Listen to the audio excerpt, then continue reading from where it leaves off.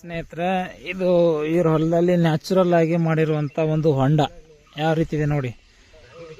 So ನಮ್ಮ ಕಡೆ ಹೊಂಡ ಯಾವ ರೀತಿ ಇರುತ್ತೆ ಅಂದರೆ ಎಲ್ಲ ಪ್ಲಾಸ್ಟಿಕ್ಕು ತಾಡ್ಪತ್ರೆ ಹಾಕಿ ಎಲ್ಲ ಮಾಡಿರ್ತೀವಿ, ಹೌದಲ್ಲ. ಆದರೆ ಇಲ್ಲಿ ನ್ಯಾಚುರಲ್ ಆಗಿ ಒಂದು ಹೊಂಡ ಮಾಡಿದ್ದಾರೆ. ಸೊ ಇದೇ ನೀರನ್ನು ಅವರು ಯುಟಿಲೈಸ್ ಮಾಡ್ಕೊಳ್ತಾರೆ ಅವರ ಒಂದು ತೋಟಕ್ಕೆ. ಓಕೆ, ಸೊ ನಾವು ಇದು ಬೇಸಿಗೆಯಲ್ಲಿ ಆಗಿರ್ಬೋದು ಅಥವಾ ಮಳೆಗಾಲದಲ್ಲಿ ಆಗಿರ್ಬೋದು, ನೀರು ಯಾವತ್ತೂ ಕೂಡ ಇದ್ದೇ ಇರುತ್ತೆ. ಸೊ ಇದೇ ಸಿಸ್ಟಮು ನಮ್ಮೂರ ಕಡೆ ನಮ್ಮ ಬಿಜಾಪುರದಲ್ಲಿ ನಾವು ಕೂಡ ಅಳವಡಿಸ್ಕೊಂಡ್ರೆ ತುಂಬ ಚೆನ್ನಾಗಿರುತ್ತೆ. ಸೊ ನೋಡಿರಿ, ನಿಮಗೂ ತಲೆ ಇತ್ತಂದ್ರೆ, ಶಾಣ್ಯರು ಇದ್ರಂದ್ರೆ ಈ ರೀತಿ ನೀವು ಮಾಡೋದಕ್ಕೆ ಪ್ರಯತ್ನ ಮಾಡಿರಿ. ಓಕೆ, ಕೈ ಕೊಟ್ಟರೆ ಭಗವಂತ ಕೈ ಹಿಡಿದ್ರೆ ನಿಮ್ಮಷ್ಟು ಯಾರು ಪುಣ್ಯವಂತರು ಯಾರಿಲ್ಲ ಅಂತಲೇ ಹೇಳ್ಬೋದು. ಓಕೆ, ಯಾರು ಕಷ್ಟಪಡ್ತಾರೆ ಅವರಿಗೆ ಖಂಡಿತವಾಗಿ ಸುಖ ಸಿಕ್ಕೇ ಸಿಗುತ್ತೆ ಅಂತ ಹೇಳ್ತಾ ಇಲ್ಲಿಗೆ ಈ ವಿಡಿಯೋನ ಮುಗಿಸ್ತಾ ಇದ್ದೀನಿ. Thank you.